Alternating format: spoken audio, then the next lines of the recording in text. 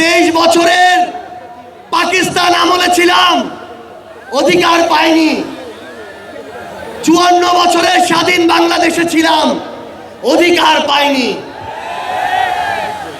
আজ থেকে 1 বছর আগে এই মঞ্চে ফ্যাসিবাদী ব্যবস্থার বিলোপ এবং নতুন রাজনৈতিক বন্দোবস্তের স্বপ্নে খুনি হাসিনার পতন ঘটানোর ঘোষণা দেওয়া হয়েছিল। 1 বছর হয়েছে, কাঙ্ক্ষিত অধিকার পাইনি। আমরা আর হতাশার কথা বলতে চাই না। আগামীর বাংলাদেশে আমরা যে অধিকারগুলো পেতে চাই, যেভাবে বাংলাদেশকে দেখতে চাই, আমরা সেগুলো এই মঞ্চ থেকে বলতে এসেছি।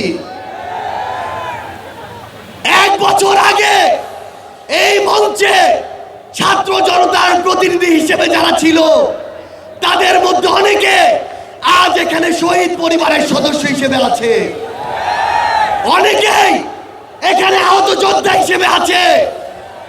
আমরা এই মঞ্চে আজ আমার শহীদ ভাইদের হত্যার বিচার চাইতে এসেছি।